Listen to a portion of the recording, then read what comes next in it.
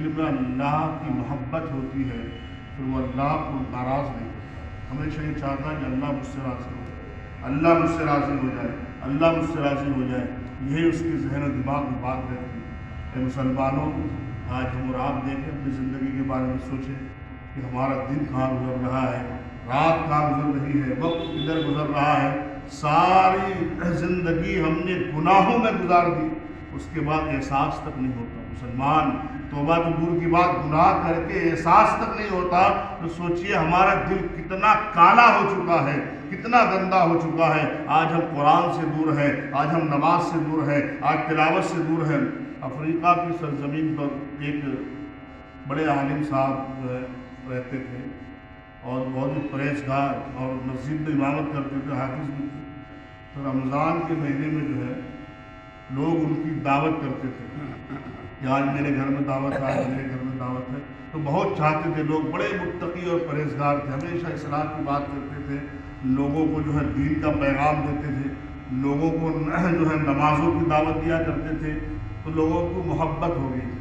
تو ایک دن جو ہے ایک وہیں کے امیر تھے، تو انہوں نے جو حضرت کی دعوت کی، حضرت آج جو ہے ہمارے گھر ہی جو ہے آپ افطاری میں رہے گی، اور تراویح کے بعد جو ہمارے گھر آپ کا کھانا بھی رہے گا.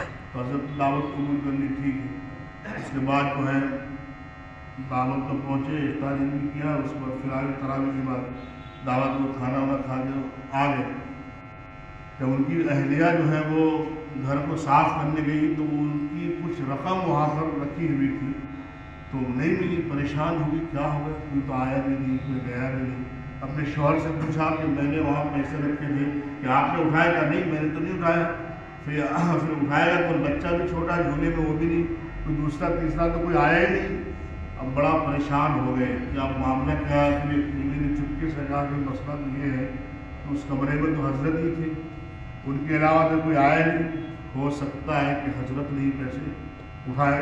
اس نتیجے پہ دونوں پہنچ گئے کہ حضرت پہ پورا شک ہو گیا کہ پیسے حضرت نے لیے ہو. اور پھر بدگمانی شروع ہو گئی کہ یار حضرت کو جو ہے اگر پیسے ہی درکار تھا تو ہم سے کہتے تھے، ہم دے دیتے تھے، یہ چرانے کی کیا ضرورت تھی. اب انہوں نے کیا کیا، جو حضرت سے ملنا جلنا بند کر دیا.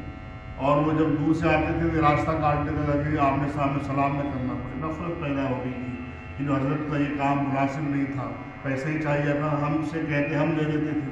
حضرات محترم دیکھیے معاملہ یہ ہوا. پھر دوبارہ رمضان دوبارہ آ گیا. پھر اب بیوی سے اس نے مشورہ کیا کیا کرے، دعوت دی جائے حضرت کو. تو بیوی نے کہا کوئی بات نہیں ہے، دے دو دعوت.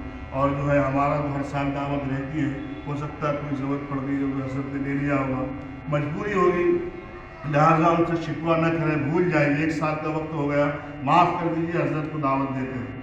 پھر یہ گئے، حضرت کو دعوت دی، حضرت نے دعوت قبول کر لیا. 1 سال کے بعد پھر جو ہے رمضان شریف میں دعوت میں کھانا وانا کھلانے کے بعد وہ گھر مالک مکان نے کہا حضرت سے کہ حضرت دراصل مسئلہ یہ ہے کہ آپ سے میں 1 سال سے تھوڑا ناراض رہتا ہوں، ملنا جلنا بھی کم کر دیا. کہ ہاں مجھے تو پتہ ہے، لیکن میں پوچھنا چاہتا تھا، میری مصروفیت تھی، میں تم سے پوچھ نہ سکا.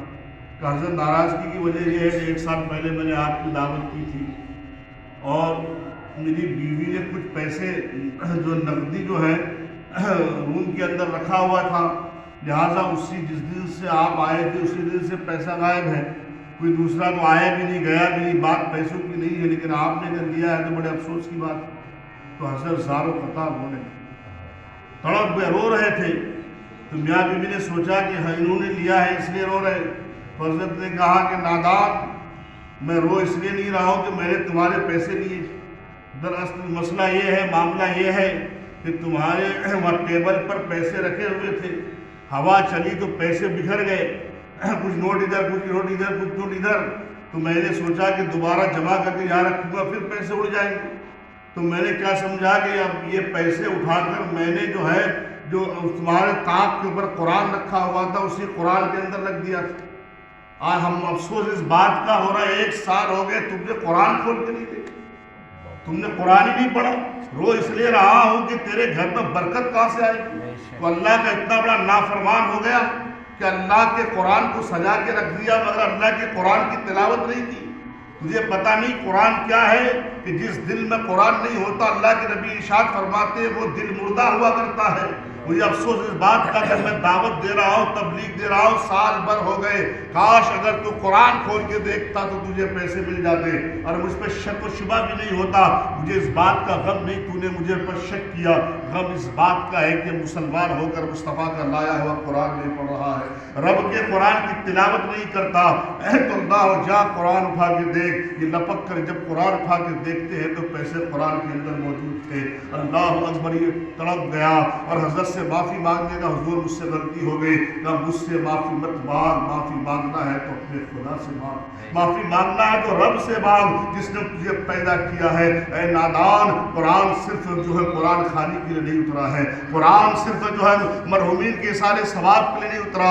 اے نادان، قرآن کی تلاوت کرے گا تو اللہ تیرے دل میں ایمان کا چراغ روشن کر دے گا، قرآن پڑھے گا تیرے چہرے میں چمک پیدا کر دے گا، قرآن پڑھے گا تیرے چہرے میں نور پیدا کر دے گا، قرآن پڑھے گا تیرے گھر میں دینداری پیدا کر دے گا، قرآن پڑھے گا تیری اولادوں کے اندر برکت پیدا فرما دے گا، قرآن پڑھے گا تیرے گھر میں دین کا ماحول پیدا کر دے گا، قرآن پڑھے گا تو اللہ تجھ سے اتنا راضی ہو جائے گا کہ تجھے یہاں بھی آباد کر دے گا، کل میدان محشر میں بھی جنت عطا فرمائے گا۔ سبحان اللہ۔ اے مسلمان، اللہ اکبر، آج ہمارا وہی حال ہے کہ آج ہم قرآن کو طاق میں سجا کے رکھتے، قرآن کی تلاوت نہیں کرتے، قرآن کو پڑھتے نہیں ہیں۔ اے مسلمانوں، اللہ سے ڈرو، اللہ کا خوف پیدا کرو اپنے دل میں۔ آج مسلمان کہتے ہیں حضرت دین پہ چلنا بہت مشکل ہے، آج کے دور میں مسلمان کہتا ہے دین پہ چلنا بہت مشکل ہے۔ جب آج ارے نادان آج جب مسجد میں آتا ہے تو جو ہے نل لگے ہوتے وضو کرنے کے لیے، صحابہ کرام تو پانی نہیں ملتا تھا وضو کرنے کے لیے، آج تو تم جو سجدہ کرتے تو قالین پہ کرتے ہو، آقا کے صحابی نے تو پتھروں پہ سجدہ کیا ہے، بزرگان دین نے تو کانٹوں پہ سجدہ کیا ہے، آج تو تمہیں ہر چیز عیش و آرام موجود ہے، اس کے بعد کہ دین پہ چلنا سب بہت مشکل ہے۔ اے مسلمان، میں تم سے کہتا ہوں کہ آج تمہارے لیے دین پہ چلنا مشکل ہے کہ کل میدان کربلا میں امام حسین کے لیے دین پہ چلنا مشکل تھا، مگر قربان جائیے امام حسین رضی اللہ تعالیٰ عنہ نے کربلا کی زمین پر اتنی مصیبت جو ہے، اتنے 3 دن کا پیاسا حسین ہے میدان کربلا کے اندر، مگر کسی نے نماز نہیں چھوڑی، کسی نے سجدہ نہیں چھوڑا۔ ارے کل جو ہے جنگ ہونے والی ہے، آج رات میں جو ہے امام حسین قرآن کی تلاوت کرتا نظر آ رہا ہے، رب کے قرآن کو تلاوت کرتا نظر آ رہا ہے، پورے خیمے کے اندر نمازیں پڑھی جا رہی ہے، رات کو اٹھ کر جو خواتین پردہ نشین قرآن کی تلاوت کرتی ہے۔ اے نادان، آج ہم اور آپ کیا سوچ رہے ہیں؟ امام حسین رضی اللہ تعالیٰ عنہ کربلا کے میدان میں جو فاطمہ الزہرا کے چمنستان کا شیر جو ہے میدان کربلا میں بھیڑیوں میں ٹوٹ پڑا ہے، اللہ اکبر، حسین کی تلوار چلتی جا رہی ہے، سنو، حسین کی تلوار چلتی جا رہی ہے۔ اب دیکھا یہ لوگ بکھر گئے،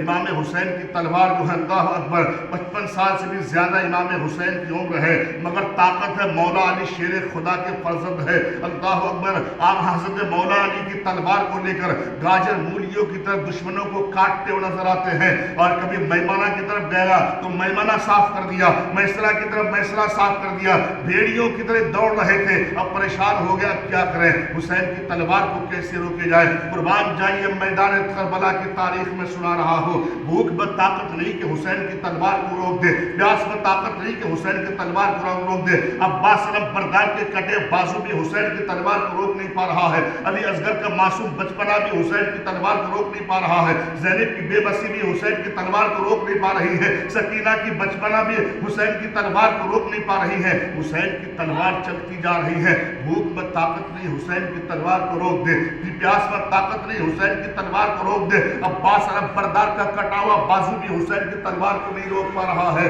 میرے بھائی، حسین کی تلوار چلتی جا رہی ہے، مگر اچانک حسین کی تلوار چلتے چلتے رک گئی، حسین کی تلوار چلتے چلتے رک گئی، بھوک سے نہیں رکی، پیاس سے نہیں رکی، حسین کی تلوار اس لیے رک گئی کہ اذان ہو رہی۔ اے حسین، تلوار کیوں رکی؟ کہا اس سے زیادہ مجھے مصطفیٰ کی اذان پیاری ہے، اسی نماز کو بچانے کے لیے میں نے خاندان قربان کر دیا، اسی نماز کو بچانے کے لیے میں نے اپنی اولادوں کو داؤ پہ لگا دیا، اگر میں ہی نماز چھوڑ دوں تو امت کو کیا پیغام جائے گا؟ اس لیے حسین کی تلوار چلتے چلتے رک گئی۔ اللہ اکبر، حسین کہتے مجھے نماز پڑھنے دو۔ حسین نماز پڑھ رہے ہیں یار، جب سجدے میں گئے ہیں یزیدی نے سوچا اگر حسین نے سر کو سجدے سے اٹھا لیا کوئی نہیں بچے گا۔ حسین کی جو سجدے میں ہے، ایک ظالم آتا ہے، اس نے ایسا وار کیا، حسین کا سر تن سے جدا کر دیا۔ انا للہ و انا الیہ راجعون۔ اور ظالموں نے بس نہیں کیا، حسین کے سر کو نیزے پہ بلند کر دیا۔ تاریخ گواہ ہے کہ جب حسین کے سر کو نیزے پہ بلند کیا ہے، حسین کی زبان پہ قرآن کی تلاوت شروع ہو گئی۔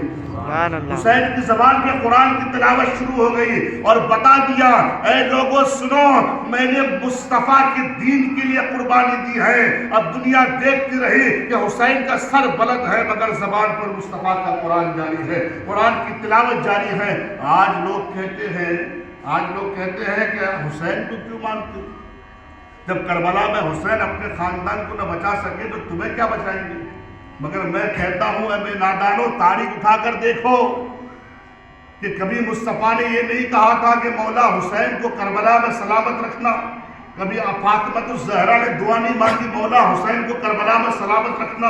کبھی مولا علی نے دعا نہیں کی حسین کو، بس یہی دعا کی مولا کربلا کے میدان میں جب حسین کے سامنے معصوم علی اصغر کو حسین کے سامنے شہید کر دیا جائے تو حسین کو صبر دینا، جب حسین کے سامنے عباس علم بردار کے بازو کاٹ دیے جائے تو حسین کو صبر دینا، جب حسین کے سامنے جوان بیٹے کو شہید کر دیا جائے تو حسین کو صبر دینا، جب حسین کے سامنے جوان بھتیجے کو شہید کر دیا جائے تو حسین کو صبر دینا۔